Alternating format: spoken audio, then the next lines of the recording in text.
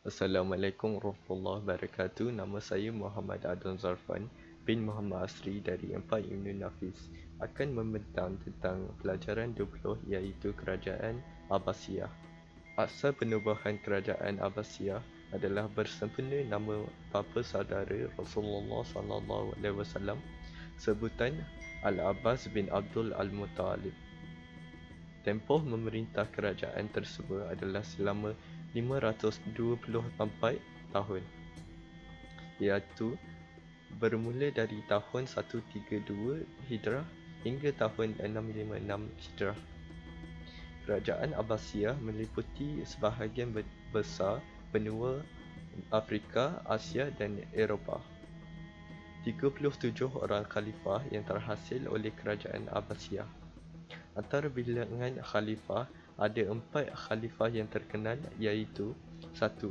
Abu al-Abbas Abdullah bin Muhammad bin Ali as-Saffah. 2. Abu Ja'far Abdullah bin Muhammad bin Ali al-Mansur. 3. Harun al-Rashid bin Muhammad al-Mahdi bin al-Mansur al-Abbasi. 4. Al-Ma'mun bin Harun al-Rashid bin Muhammad al-Mahdi. Khalifah terawal Kerajaan Abbasiyah adalah Abu al-Abbas Abdullah bin Muhammad bin Ali as-Saffah, dan Khalifah terakhir adalah Abu Ismail Muhammad al-Mustaqsim bin Harun al-Rashid. Pusat pemerintahan kerajaan tersebut adalah di Baghdad, Iraq. Abu al-Abbas Abdullah bin Muhammad bin Ali as-Saffah, iaitu Khalifah pertama, memerintah selama 4 tahun 9 bulan. Dia mengasaskan Kerajaan Abbasiyah, mengembalikan keamanan dan memetahkan serangan luar dari Parsi dan Byzantin, dan menstabilkan keamanan negara dengan mematahkan pemberontakan oleh golongan Syiah dan Khawarij. Abu Ja'far Abdullah bin Muhammad bin Ali al-Mansur, iaitu Khalifah kedua pula, memerintah selama 22 tahun.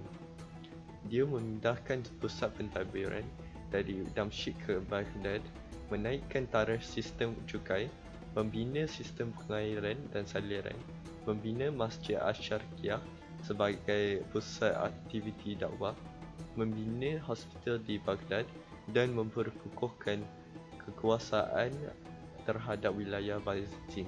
Harun al-Rashid bin Muhammad al-Mahdi bin al-Mansur al-Abbasi, iaitu Khalifah kelima, memerintah selama 23 tahun. Dia memperkemas sistem percukaian Islam berpandukan Kitab Al-Khuruj, mewujudkan jawatan Ketua Hakim Negara, membina Baitul Hikmah, menjadikan Baghdad sebagai pusat tumpuan perdagangan, keilmuan dan kebudayaan, membina kemudahan awam seperti farmasi dan pusat pengajian, dan menubuhkan Majlis Al-Munazirah sebagai pusat menyelidikan ilmu agama. Abu Ja'far Abdullah Al-Mu'min bin Harun al-Rashid, iaitu Khalifah ke-7, memerintah selama 20 tahun. Dia mempergiat usaha terjemahan karya daripada bahasa asing seperti Yunani dan Rom ke dalam bahasa Arab, menjadikan Baitul Hikmah sebagai pusat perterjemahan negara, membina Balai Cerap sebagai pusat penyelidikan ilmu, dan menyediakan beasiswa kepada pelajar-pelajar cemerlang. Antara faktor kegemilangan Kerajaan Abbasiyah pada aspek agama adalah galakan khalifah yang memberi peruntukan khas melalui Baitul Mal untuk para ulama menjalankan aktiviti dakwah. Selain itu, semangat jihad yang tinggi dalam menguasai pelbagai bidang ilmu seperti ilmu bahasa, sains, kejuruteraan dan perubatan berjaya memartabatkan tamadun Islam. Seterusnya, peranan institusi pendidikan seperti masjid dan istana khalifah sebagai pusat pengajian ilmu Islam dan penyebaran dakwah.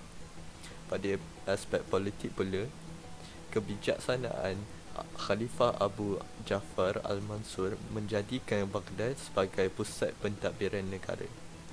Selain itu, pemberontakan dan perbalahan daripada golongan Syiah di Baghdad dan golongan utara dan selatan Syria berjaya dihapuskan. Seterusnya, kestabilan politik kerajaan Abbasiyah mendorong khalifah memajukan negara. Pada aspek ekonomi pula, kedudukan Baghdad di tengah-tengah laluan perdagangan dari timur dan barat menjadikannya sebagai pusat tumpuan aktiviti perdagangan. Selain itu, sektor pertanian dan perdagangan berjaya mendominasi pasaran antarabangsa kerana berupaya memenuhi permintaan pasaran semasa.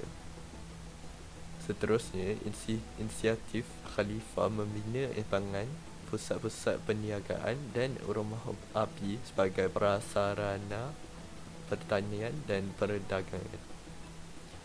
Akhir sekali, sumber dan pengurusan Baitul Mal yang sistematik menyebabkan kerajaan dapat menyediakan prasarana dan peluang pekerjaan untuk rakyat. Pada aspek sosial pula, layanan yang adil daripada khalifah dengan menghapuskan penindasan dan perhambaan.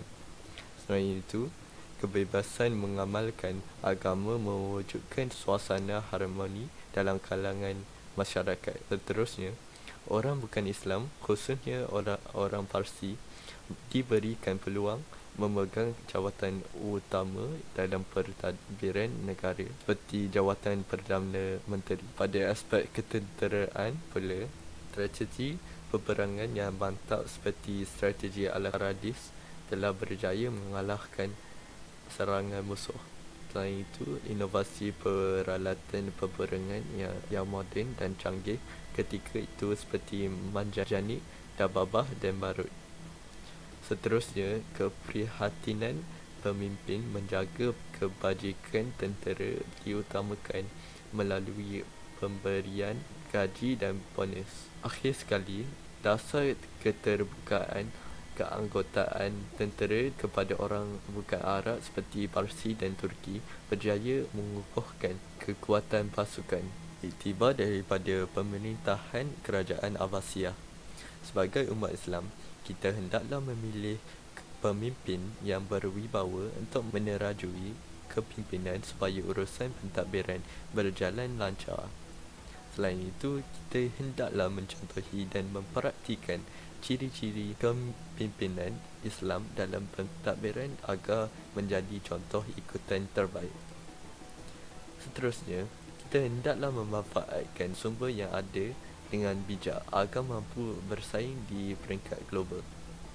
Sementara itu, kita hendaklah memiliki perasaan cinta akan negara dengan meningkatkan amalan patriotisme dalam diri.